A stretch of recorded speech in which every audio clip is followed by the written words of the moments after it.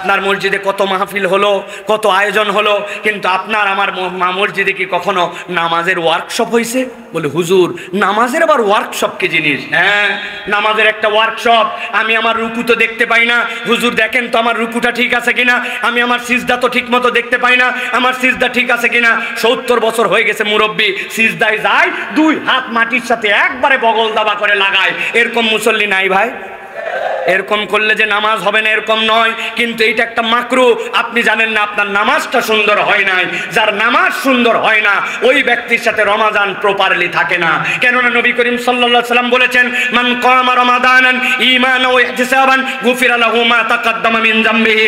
আল্লাহ নবী বলছেন, কেউ যদি রমাদানের মধ্যে আল্লাহ রাব্বুল আলামিনের সন্তুষ্টির জন্য বুঝে সুঝে ঈমান এবং সওয়াবের আশায় প্রপারলি সালাত আদায় করে, আল্লাহ তার অতীতের সকল গুনাহ মাফ করে দেন। সুবহানাল্লাহ। আল্লাহ যেই সালাত দ্বারা আপনার গুনাহ মাফ করে দেন, আল্লাহ রাব্বুল আমিন যেই সালাত দ্বারা আপনাকে মুক্ত করে দেন। আজ পর্যন্ত আমাদের নামাজের কোনো প্ল্যান নাই। ওই যে ছোটবেলায় 3টা সূরা শিখছি, আলাম তারা, কুল হু আল্লাহ আর ফালাক আর নাস, তারপরে চতুর্থ কোনো সূরা নাই। আপনি প্ল্যান করেন এইবার রমাদানে আমি নতুন 2টা সূরা শিখবো। আপনার বন্ধুকে জিজ্ঞাসা করেন, দোস্ত তোর কয়টা সূরা মুখস্থ আছে? বলছে, দোস্ত আমার তো 4টা সূরা মুখস্থ। কি কি বলতো?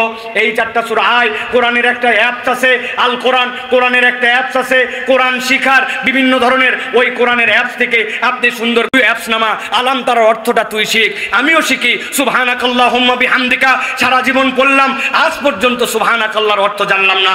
রমাদানের মধ্যে আমার নামাজটা যেন সুন্দর হয়, এই জন্য আমি দোয়ার অর্থ শিখবো, তাসবির অর্থ শিখবো, 3টা নতুন সূরা শিখবো। কিচ্ছু যদি না পারি ভাই, আমি রমাদান কেন্দ্রিক কোরআনে সূরা বাকারার 185 নম্বর আয়াত থেকে আল্লাহ বলেছেন, আমি আয়াতগুলো অন্তত মুখস্থ করার জন্য চেষ্টা করি। ভাই রে ভাই, ওই যে ক্লাস 6-7 যেই কেরাত, আমার আজকে বার্ধক্যে এসে গেছে একই কেরাত। ওই 6, 7, 4, 5 যে কয়টার অর্থ জানতাম এখন পর্যন্ত আমার অবস্থা তাই।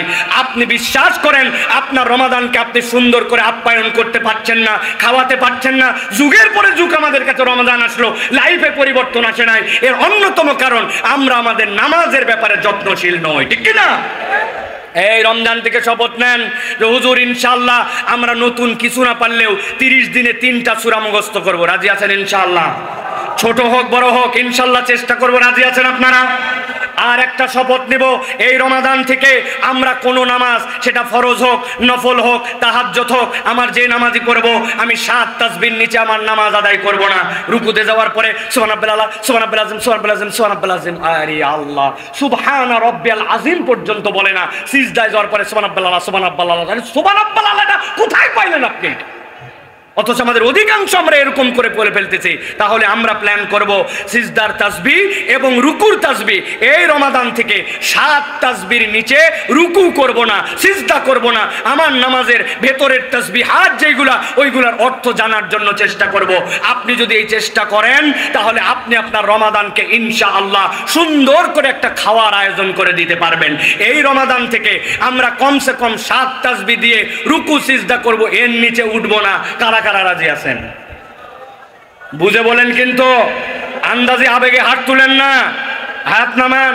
রুকুতে গেছেন সুবহানা রাব্বিল আযীম, সুবহানা রাব্বিল আযীম, সুবহানা রাব্বিল আযীম, কাম সারা উঠে গেছেন, কিন্তু 7 বার পরে দেখেন আরো 6 সেকেন্ড বেশি লাগে। সুবহানা রাব্বিল আলা, সুবহানা রাব্বিল আলা, সুবহানা রাব্বিল আলা, সুবহানা রাব্বিল আলা, সুবহানা রাব্বিল আলা, সুবহানা রাব্বিল আলা, সুবহানা রাব্বিল আলা। আমি আল্লাহকে সাক্ষী রেখে বলতেছি, আপনি আপনার রুকু ঠিক করেন, আপনার সিজদা ঠিক করেন, আর 2 রুকুর মধ্যে আর 2 সিজদার মধ্যে দোয়াগুলা পড়েন। আপনার নামাজটা 50% দেখতে সুন্দর হয়ে যাবে ইনশাআল্লাহ। রাজি আছেন তাহলে ইনশাআল্লাহ?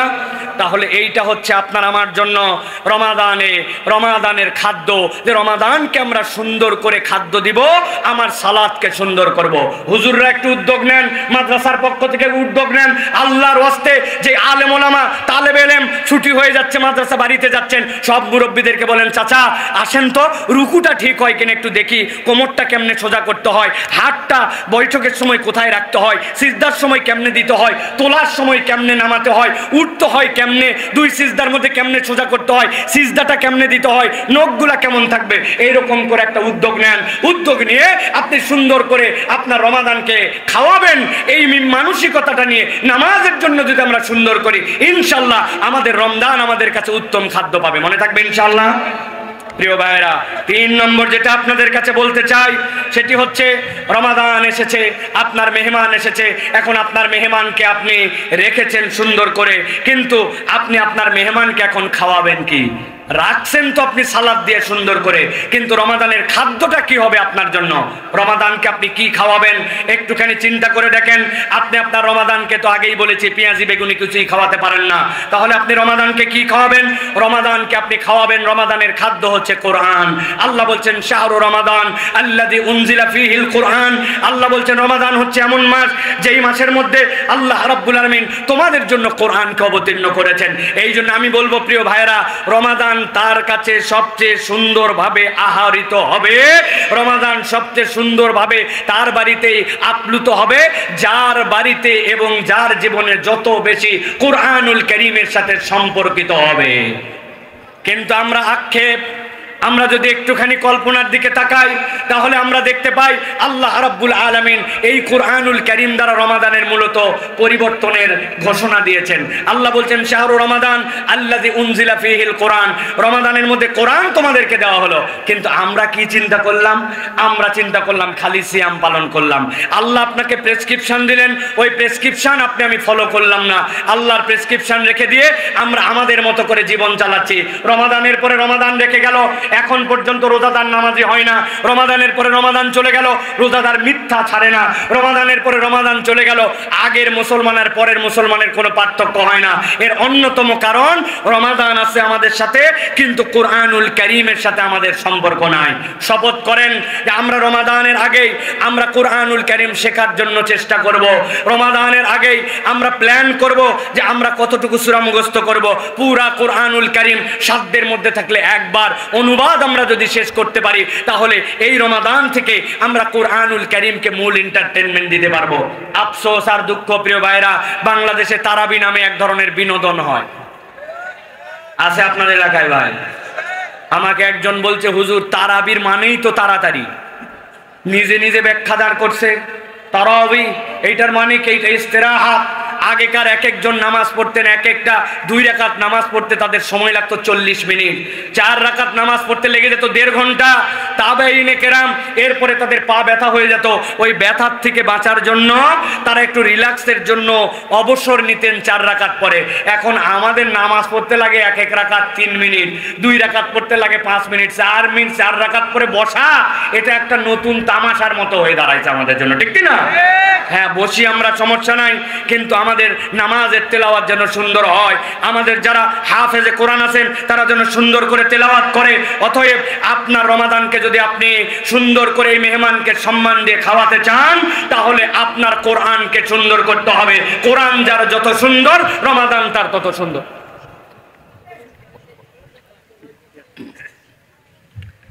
প্রিয় ভাইয়েরা, এরপরে আপনাদের কাছে যেটা বলেছি, আর কটা দিন পরে বিশ্ব মুমিন ঘরে আসছে খুব দামি এক মেহমান, মাহে রমাদান। ওই রমাদানের জন্য চতুর্থ যে বিষয় সেটি হচ্ছে বিনোদন। আপনি আপনার বাড়িতে যখন কোনো মেহমান এসেছে তার জন্য কি বিনোদনের ব্যবস্থা করেছেন? আপনি বিনোদনের ব্যবস্থা করেছেন, ওয়াইফাইয়ের পাসওয়ার্ডটা ঠিক করেছেন, মনে আছে কিনা আপনাদের কাছে বলেছি। আপনি আপনার বাড়িতে একটা পত্রিকা রেখে দিয়েছেন, আপনি আপনার বাড়িতে চিন্তা করেছেন অন্ততপক্ষে তার যেন দুর্গন্ধ না লাগে, দুর্গন্ধের জন্য ওই ব্যবস্থাটা ঠিক করেছেন। আপনার ছাদের উপরে একটা সুন্দর দোলনা ছিল, ওই দোলনাটার এক পাশটা ছিঁড়ে গেছিল, যারা মেহমান আসছে তাদের ছোট্ট একটা বাচ্চা আছে, ওই দোলনাটাতে দুললে সে একটু আনন্দ পাবে, এই জন্য আপনি তার জন্য ব্যবস্থা করেছেন। আমার কোনো এন্টারটেনমেন্টের ব্যবস্থা নাই, পাশে একটা সুন্দর পার্ক আছে, পাশে একটা ঘোরার জায়গা আছে, আপনি অনেক সময় সুযোগ থাকলে আপনি সেই জায়গায় নিয়ে যে আপনার মেহমানকে বিনোদন দেন। ঢাকায় যখন কেউ আমাদের বাড়িতে আসে প্রথম রিকোয়ারমেন্ট থাকে চিড়িয়াখানায় ঘুরতে নিয়ে যাবেন তো, আমাদের জন্য একটু শিশু মেলায় নিয়ে যাবেন তো, যায় কিনা ভাই? প্রিয় ভাইয়েরা, এখন আপনার জন্য রমাদানকে আপনি কি বিনোদন দিবেন ভালো করে এই পয়েন্টটা মুখস্থ রাখেন। রমাদানের বিনোদন হচ্ছে আপনার আচার আচরণের পরিবর্তন। রমাদান আপনার কাছ থেকে দোলনাতে উঠবে না, রমাদান আপনার কাছ থেকে শিশু মেলায় যাবে না, চিড়িয়াখানা দেখতে যাবে না, কিন্তু যেই রমাদান আপনার জন্য এতগুলা পয়গাম সওগাত নিয়ে এসেছে, ওই রমাদানের বিনোদন হচ্ছে আচার আচরণের পরিবর্তন। প্রিয় ভাইরা, আমি মিথ্যা কথা অব্যাহত রেখেছি, আমি চগলখুরি করি, আমি এখন পর্যন্ত বান্দার হক নষ্ট করি, গীবত গিল্লা করি, আমি এখন পর্যন্ত কথাবার্তায় সুন্দর নয়, আপনার রমাদান আপনার কাছ থেকে বিনোদন পায় নাই, অথবা আপনাকে একটা প্ল্যানিং এর মধ্যে আসতে হবে। এইবার রমাদানে আমি বিনোদন দিতে চাই, মিথ্যা কথা কথায় কথায় আসতো, গালি মুখ থেকে বের হতো, আমি এখান থেকে বেরিয়ে যাব। আল্লাহ কোরআনুল কারীমের মধ্যে বলেছেন, ওয়ালা তুসাইর খাদ্দাকা লিন্নাস ওয়ালা তামশি ফিল আরদি মারহা। আমার মধ্যে একটা হামবড়াই আছে, একটা অহংকার আছে, আমি কথা বললেই কেমন জানি চটে চটে মানুষের সাথে কথা বলি। অথবা আমি রমাদান থেকে চিন্তা করব আমার কথাটা যেন সুন্দর হয়, অহংকার যেন দূর হয়। আল্লাহ বলছেন ওয়াকসুদ ফি মাশিক ওয়াকদুদ মিন সাউতিক। আল্লাহ বলতেছেন তুমি তোমার চলাফেরায় নম্র হও, তুমি তোমার কথা বলায় সুন্দর হও। আমি এখন থেকে আমার এই সকল জিনিসগুলো আইডেন্টিফাই করব। আমার একটু রাগ বেশি, বাহিরে খুব ভালো, কিন্তু বউয়ের কাছে গেলে আমার গরমটা যেন কেন 100 হয়। আছে না ভাই এরকম লোক? অথবা আপনি এখান থেকে বেরিয়ে আসার জন্য চেষ্টা করবেন। আপনি যদি আপনার আচার আচরণ সুন্দর করতে পারেন, তাহলে আপনার এই মেহমানকে আপনি সম্মান দিতে পারবেন। অতএব এর জন্য আপনার একটা প্ল্যান লাগবে যে আপনি আপনার রমাদানে আচার আচরণ এবার ঠিক করবেন। প্রিয় ভাইরা, 5 নম্বর, শায়েখ চলে আসছেন, অনুমতি দিয়েছেন জন্য আমি আমার 2টা পয়েন্ট শেষ করতেছি। প্রিয় ভাইরা, 5 নম্বর যেটা প্ল্যানিং, সেটা হচ্ছে গিফট। আপনার আত্মীয় এসেছে, তার জন্য আপনার জন্য নিয়ে এসেছে স্বর্ণের চেন, আপনার জন্য নিয়ে আসছে দামি শ্যাম্পু, আপনার জন্য এনেছে সাবান, আপনার জন্য এসেছে বিদেশি বিভিন্ন ধরনের গিফট। আপনি তখন চিন্তা করছেন, প্রথম দেখলাম বউ সহ আসছে, একটা শাড়ি অন্তত দেই, বাচ্চার হাতে অন্তত 500 টাকা দেই, বাচ্চার হাতে অন্তত বিস্কুট খাওয়ার জন্য, চকলেট খাওয়ার জন্য কিছু একটু দেই। আমার সাধ্যের মধ্যে আমরা একটু বিনোদন দেওয়ার চেষ্টা করি। কিচ্ছু নাই, বাড়িতে একটু শুটকি বানায় রাখছিল, একটু শুটকি পোতলা ব্যান্ডে দিয়ে দিছে। বাড়িতে ছাদের মধ্যে একটু টমেটো লাগাইছিল, 5টা টমেটো তুলে হাদিয়া দিছে যে এটা আমার পক্ষ থেকে নিয়ে যাও। এইটুকু হলেও আমরা করার চেষ্টা করি, ঠিক না? প্রিয় ভাইয়েরা, আপনার রমাদানকে আপনি কি গিফট দিবেন? রমাদানের গিফট আর কিছু নয়, রমাদানের গিফট হচ্ছে মানব কল্যাণ। আপনি আপনার দুনিয়াতে একটা ডায়লগ বের করেছেন, নিজে বাঁচলে বাপের নাম। এর থেকে বড় ইসলামের নামে তহমত আর কিছু হতে পারে না। মুসলমান কখনো এই সংজ্ঞা দিতে পারে না। আল্লাহ বলছেন কুনতুম খয়রা উম্মাহ উখরিজাত লিন্নাস, তোমাকে সৃষ্টি করা হয়েছে মানুষের জন্য, আপনি খালি আপন আপন ভাবনা নিয়ে আসেন। রমাদানকে যদি বিনোদন দিতে চান, তাহলে আপনার জন্য মানব কল্যাণের চেষ্টা করতে হবে। দুস্থ, অনাথ, যেই সকল বিপদগ্রস্ত, তাদের পাশে দাঁড়াতে হবে। আপনার প্রচেষ্টা হবে আপনার সাধ্যের মধ্যে মানব কল্যাণে কিছু করা। কিচ্ছু পারি নাই, মসজিদের অজুখানাটা আমি পরিষ্কার করে, মসজিদের পাশে ওয়ালে কারা যেন পোস্টার লাগাইছে, পোস্টারটা তুলে দিছি। একটা ছোট্ট একটুখানি রাস্তা ছিল, যে রাস্তার পুলের গোড়াটা এখন পর্যন্ত কেন জানি মিলে নাই, গাড়িগুলো ওঠার সময় একটু ধাক্কা খায়। রাখ, এটা সড়ক ও জনপদের কাজ, আমার কাজ কিনা না। আপনি চিন্তা করছেন আমি একটুখানি মানব কল্যাণের চিন্তা করে এই রাস্তাটা একটু ঠিক করে দেওয়ার জন্য চেষ্টা করি। কোন একটা ভাই বিপদে পড়ছে, তার জন্য একটু আগায় যায়। আপনি যদি মানব কল্যাণের কোন একটা শপথ নেন, সমাজ পরিবর্তনের সারথি হন, আপনি আপনার প্রোগ্রামে কেবল ব্যক্তিগত না রেখে সামগ্রিক যারা ভালো কাজ করে তার সাথে একটু যুক্ত হন, আল্লাহ রাব্বুল আলামিন আপনাকে আমাকে যে রমজান দিয়েছিলেন, ওই রমাদান তাহলে আপনার পক্ষ থেকে একটা গিফট পাবে। এই জন্যই বলা হচ্ছে ইন্না হাদা কানা লাকুম জাযাআন ওয়া কানা সাইয়ুকুম মাশকুরা। তোমাদের মধ্যে থেকে ওই প্রচেষ্টা, যেই প্রচেষ্টাগুলো আল্লাহ পছন্দ করেন, ওইটা করলে তুমি আল্লাহর কাছেও প্রশংসিত হবে। আল্লাহও সেটা কৃতজ্ঞতার সাথে স্মরণ রাখবেন। কোন কাজ? যেটা তার বান্দার কল্যাণের জন্য বান্দা করে। অতএব এই রমাদানে আমাদের প্রস্তুতির একটা অংশ হচ্ছে রমজানকে গিফট দেব মানব কল্যাণ দিয়ে। সর্বশেষ যেটা বলতে চাই, প্রিয় ভাইরা, রমাদানকে আমরা বিদায় দিব। আমাদের বিদায় দেওয়ার সময় সংবর্ধনা দেই। কি বলেছিলাম? কিছু দূর আগায় যায়, আগায় যায়, অন্তত পক্ষে তাকে একটা বিদায় দেওয়ার জন্য চেষ্টা করি, করি না ভাই? রমাদানের বিদায় কি হবে? রমাদানের বিদায় আর কিছু নয় প্রিয় ভাইরা, রমাদানের সবচেয়ে বড় সম্পদ, ইমানদারের সবচেয়ে বড় হাতিয়ার, সেটা হচ্ছে রমাদানের বিদায় হচ্ছে উত্তম দোয়ার প্র্যাকটিস করা। এই পয়েন্টে কথা বললে আপনারা মনে কষ্ট পান প্রিয় ভাইরা। আমরা আল্লাহর কাছে ফেরতও আসি না, আল্লাহর কাছে আমরা দোয়াও করি না, অথচ আল্লাহ বলছেন আফালা ইয়াতুবুনা ইলাল্লাহ ওয়া ইস্তাগফিরুনাহু, তোমরা কি আল্লাহর কাছে ফেরত আসবে না এবং তার কাছে ইস্তেগফার করবে না? আপনি আমি আল্লাহর কাছে দোয়া করি আর ইস্তেগফার করি। আমি শত জায়গায় বলি এই দোয়া, এই ইস্তেগফার অনেক সময় এটা স্বয়ং আমাদের জন্য বেয়াদবি হয়। আল্লাহ চাইতে বলছে কেমনে আর আমি চাই কেমনে? আমার চাওয়ার সাথে আল্লাহর যে বলে দেওয়া পদ্ধতি তার কোনো মিল নাই। ভালো করে খেয়াল করেন, এই পয়েন্টটা মাথার মধ্যে ঢুকায় রাখেন। আপনি নামাজের মধ্যে আল্লাহর কাছে সালাম ফিরিয়েছেন, ফেরার পরে আল্লাহর কাছে তাসবিহ হাতের পরে দোয়া করবেন। কে হিসাব বেয়াদব আমরা, হাত তুলতে দেরি রব্বানা আছে কিনা ভাই? আছে? আপনি এই যে কি বলে আল্লাহর কাছে চপাত চপাত করে মারিয়ে দিলেন। আপনি বলছেন রব্বানা যালামনা আনফুসানা ওয়া ইল্লাম তাগফির লানা ওয়া তারহামনা লানাকুনান্না মিনাল খাসিরিন। আল্লাহ, আমার গুনাহ, আমার অপরাধ, আমার ভুল এর কোনো শেষ নাই। আই রব, তুমি আমাকে ক্ষমা করে দাও। আপনি একবার চিন্তা করেন তো, যেই কথা বলে আল্লাহর কাছে আপনি দোয়া করলেন, ওইটার মধ্যে কোনো রকম কিছু না, এই যে মারলেন। এইটাই যদি আপনি শায়েখ আহমদুল্লাহ এখানে উপস্থিত, আপনার কোনো একটা সমস্যা, এই সমস্যার জন্য আপনি তার কাছে গেছেন যে শায়েখ আপনার কাছে আমার কথা আছে। শায়েখের পিএস বলছে থামো থামা থামা, আগেই যাওয়া যাবে না, সিরিয়াল আছে। উনি বলতেছে আমার কথা বেশিক্ষণ লাগবে না, আমার রেডি আছে কথা, আমার ছেলের একটা চাকরি দরকার, শায়েখের পরিচিত অমুক আছে, তার কাছে আমি একটুখানি নিবেদন দিবার জন্য আমি শায়েখের কাছে জাস্ট খালি আর্জিটা দিব। আপনি ঘরের মধ্যে অনুমতি পাইছেন ঢোকার সাথে সাথে সালাম দিতেন, আসসালামু আলাইকুম শায়েখ, আপনি কেমন আছেন? আমার ছেলেটা কিন্তু অনাথ মাস্টার সবগুলো ভালো রেজাল্ট করছে, তার জন্য একটা চাকরির দরকার, মেহরবানি করে আপনি 2-4টা চাকরির ব্যবস্থা করে দেবেন। গেলাম, আসসালামু আলাইকুম। শায়েখ ডাক দিয়ে বলবে, আমার কোন পিএস এই লোককে ঢুকাইছে, ওর চাকরি আগে দূর করা দরকার, কোন ব্যক্তির মাথা ঠিক আছে আর ঠিক নাই, যাকে তাকে আমার কাছে কেন আসতে দাও? আর এই লোকটা যদি আপনার মন্ত্রী হয়, তার কাছে যে আপনার কোন একটা নিবেদন আছে, আপনি মন্ত্রীর কাছে গেছেন, যাওয়ার পরে ঢোকাই যায় না, কোনো মতে ঢুকছেন, ঢুকে আপনি মন্ত্রীকে সালাম দিয়ে বলছেন আসসালামু আলাইকুম মন্ত্রী সাহেব, আপনি কিন্তু আমার এলাকা থেকে মন্ত্রী হয়েছেন, আমি কিন্তু আপনাকে মহব্বত করে ভোটও আপনাকে দিয়েছিলাম, আমার ছেলের কিন্তু চাকরি জরুরি দরকার, তার কাগজপত্র সব ঠিক আছে, আপনার কাছে দিয়ে গেলাম, আগামী 7 দিনের মধ্যে একটা চাকরির ব্যবস্থা করে দেবেন, আসসালামু আলাইকুম। মন্ত্রী বলবে ধরে একে বাঁধতে ফেলা, ঠিক না? আপনি এই জায়গায় জোরে জোরে ঠিক বলতেছেন, কিন্তু আপনি আমি নিজের জীবনে হিসাব মিলাই দেখি আপনার আমার দোয়াগুলা ঠিক এইরকমই। সালাম ফিরালাম অথবা দোয়া করতে মন চলে, একটু হাত তুললাম, আর হুজুরকে দেখতে পাইছি, হুজুর আমার জন্য দোয়া করবেন, আমার চাকরির জন্য দোয়া করবেন, আমার ছেলের জন্য দোয়া করবেন, আমার ছেলের জন্য হাফেজ হয় দোয়া করবেন, আমার বউয়ের মাজা ব্যথার জন্য দোয়া করবেন। তার দোয়া হুজুর কন্ট্রাক্টরে নিচে, আমি খালি চাওয়ার মধ্যে আছি, নিজের দোয়া আমি নিজে করি না, ঠিক না? ভালো করে বোঝেন, রমাদানের বিদায় হচ্ছে আপনার জন্য একটা উন্নত দোয়া। আপনি আল্লাহর কাছে দোয়া করেছেন, হাত তুলে, আপনার হাত তুলে দোয়া ফুরাই না, আপনি সিজদায় গেছেন, আপনার সিজদায় দোয়া ফুরাই না, আপনি চিন্তা করছেন হুজুর রাব্বানা আতিনা ফিদ দুনিয়া আর রাব্বানা যালামনার বাহিরে তো কোনো দোয়াই জানা নাই, ফুরাবে আবার কেমনে? এ করতে তো 1 মিনিট লাগে না। আমি জিজ্ঞাসা করতে চাই, শালঘরের মুসলমান, আপনি আপনার এলাকার সিএনজি আলার জন্য কোনোদিন দোয়া করেছেন?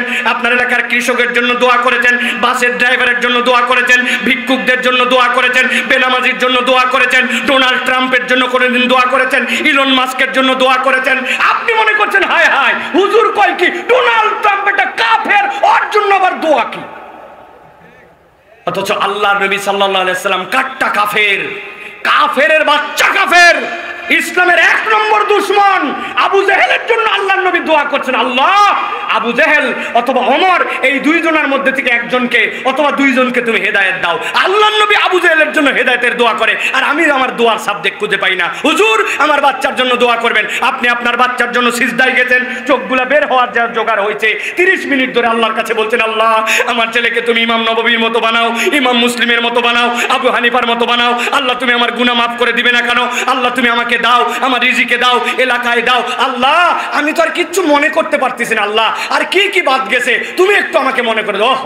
ঢাকার 8 নম্বর বাসের হেল্পারদের জন্য দোয়া করলাম, আল্লাহ ঢাকার ফুটপাতের দোকানদার জন্য দোয়া করলাম, আয় রব্বুল আলামিন এমন মানুষ যারা সুযোগ ছাড়া পড়ে নামাজ পড়ে না তাদের জন্য দোয়া কর। আল্লাহ পৃথিবীর বিভিন্ন জায়গায় যারা কাজের বুয়া আছে, খালাম্মা আছে, এরা কাজ করে, এদের জন্য দোয়া করলাম। আপনি আল্লাহর কাছে দোয়া করবেন, যার দোয়া যত সুন্দর তার রমাদানের বিদায়ের প্রস্তুতি তত সুন্দর। আল্লাহ বলতেছেন ওয়ানিবু ইলা রাব্বিকুম ওয়া আসলিমু লাহু মিন ক্বাবলি আন ইয়াতিয়াকুমুল আযাব সুম্মা লা তুনসারুন। আল্লাহর আযাব এসে যাওয়ার আগে, সময় ফুরাবার আগে আল্লাহর কাছে তোমরা ফরিয়াদ করো, কিন্তু আমরা ফরিয়াদ করি না। আমাদের ফরিয়াদ হচ্ছে একটা আল্লাহর কাছে বেয়াদবির মতো। অতএব প্রিয় ভাইরা, আমি আপনাদের কাছে আবারও বলতে চাই, আর কটা দিন পরে আসছে বিশ্ব মুমিন ঘরে খুব দামি এক মেহমান, মাহে রমাদান। ওই মেহমানের অভ্যর্থনা, থাকার ব্যবস্থা, খাওয়ার ব্যবস্থা, বিনোদন, উপহার, বিদায়ী সংবর্ধনার জন্য প্রস্তুত হই। অভ্যর্থনাটা হচ্ছে আল্লাহর জন্য ব্যাকুল হওয়া, রমাদানের জন্য ব্যাকুল হওয়া। থাকার ব্যবস্থা হচ্ছে তার জন্য সালাত, খাওয়ার ব্যবস্থা হচ্ছে তার জন্য কোরআন, বিনোদনটা হচ্ছে তার আমাদের আচার আচরণ ঠিক করা, গিফট দিতে চাইলে মানব কল্যাণ রমাদানে যুক্ত হওয়া, আর তার জন্য বিদায়ী সংবর্ধনা, আল্লাহর জন্য দিল খুলে খুলে দোয়া করা। নবী করিম সাল্লাল্লাহু আলাইহি ওয়াসাল্লাম বলছেন যে রমাদান পেল আর নিজের গুনাহ ক্ষমা করে নিতে পারলো না, নবীজি বলছেন সে ধ্বংস হোক, রাগিবা আনফু, তার নাক ধুলামলিন হোক। আল্লাহর নবী বলেন না এই কথা, জিবরাইল আমিন বলেছেন, নবী আমিন বলেছেন। নবীর আমিন যদি একবার হয় ওই দোয়া কখনো ব্যর্থ হয় না। অতএব আসুন আমরা আমাদের এবারের রমাদানটা একটুখানি ব্যতিক্রম